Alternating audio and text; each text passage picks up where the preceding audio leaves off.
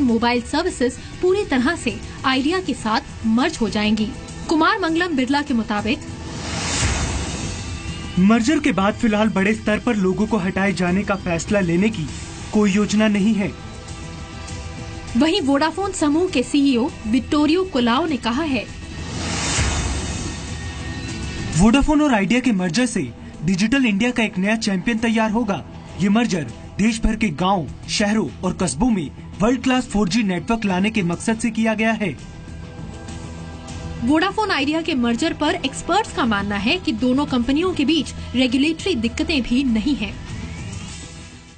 कोई खास regulatory barrier नहीं है। कुछ रूल्स हैं मार्केट शेयर के और कुछ रूल्स हैं स्पेक्ट्रम के से संबंधित।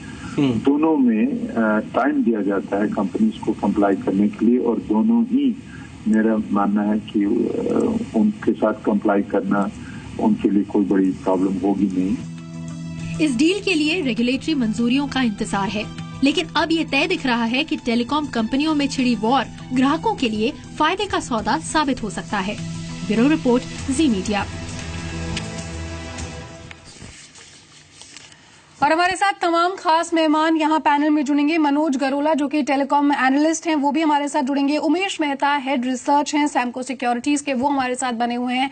मेरे सहयोगी अनुराग हमारे साथ हैं और साथ ही साथ राजन मैथ्यूज जो कि डीजी हैं COI के, वो भी हमारे साथ यहाँ पर बने हुए हैं। आप सभी खास मेहमानों का बहुत बहुत शुक्रिया हमारे साथ यहाँ जुड़ने के लिए। सबसे पहले मैं यहाँ पर राजन मैथ्यूज से ही सवाल करना चाहूंगी।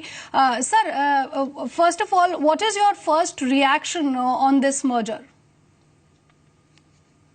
So first of all, I think congratulations are in order to both of these companies because this is really quite a very bold move for both companies, and so I think it expresses the seriousness of both companies to continue to invest and play in the Indian market because they see opportunities here.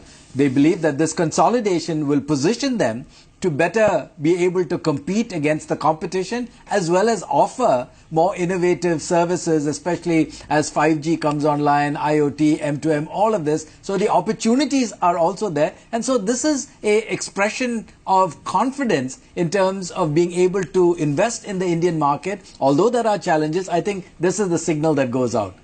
Sir, मैं ये भी समझना चाहूंगी कि क्या आपको लगता है कि जियो के आने के बाद कहीं ना कहीं पर वोडाफोन और आइडिया का जो ये मर्जर है, is this a forced merger and do you think that this is done actually under some kind of pressure?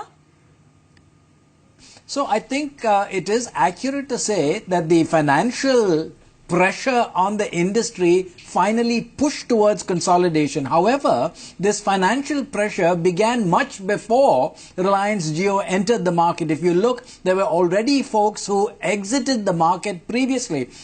People like Etisalat and others had left the market because of the declining profitability and investments required in the market. So I think what Reliance did was accelerate the trend in terms of financial pressures on the industry, and so therefore the type of consolidation that was required. जी अनुराग, आपके पास आना चाहूंगे यहाँ पर। आज इस merger की कहीं ना कहीं पर बात होने के बाद जाहिर तौर पर एक चीज तो साफ हो गई है कि अगर किसी का फायदा है इस पूरे वॉर में या मर्जर में, प्राइस वॉर, मर्जर, बड़ी टेलीकॉम कंपनी, तो वो सिर्फ और सिर्फ ग्राहक है।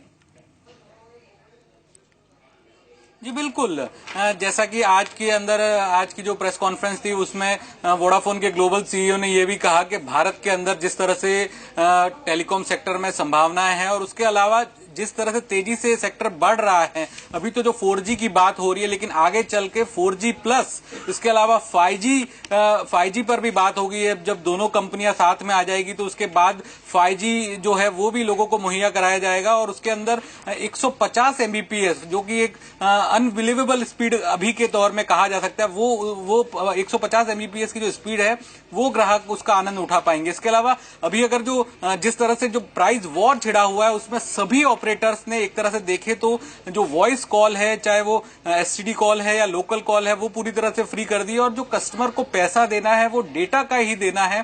तो इसी तर्ज पे सारी कंपनियां जो है वो जो पैकेजेस लेके आ रही हैं वो भी डेटा सेंट्रिक पैकेजेस है और कहीं ना कहीं इन सारे कंपटीशन के अंदर जो फायदा हो रहा है कस्टमर का हो रहा है, कस्टमर को बेहतर वैल्यू प्रोडक्ट मिल रहा है, उसके पैसे बच रहे हैं, सर्विस बढ़िया मिल रही है और वो अपनी तरफ से पूरी तरह से एम्पावर्ड फील कर रहा है। जी जी उमेश, कहीं ना कहीं पर यहाँ देखा जाए तो जो पूरा का पूरा टेलीकॉम सेक्टर है, अगर खास तौर पर जियो की एंट्री की मैं बात करूं तो पूरा का पूरा जो टेलीकॉम सेक्टर है वो जियो के आने के बाद बदल गया है एक तरह से कहे तो, क्योंकि जिस तरह से कंपनियां पहले वॉइस कॉल के लिए चार्ज करती थी, डेटा के लिए चार्ज करती थी, वो चार्ज करने की जो पूरी की पूरी स्ट्रैटेजी है या प्लानिंग है वो पूरी तरह से बदल गई है। तो आप मानते हैं कि अब इस मर्जर के बाद जो कि देश की सबसे बड़ी टेलीकॉम कंपनी यहां पर बन जाएगी, टेलीकॉम सेक्टर पूरा का पूरा एक नई दिशा में बढ़ रहा है?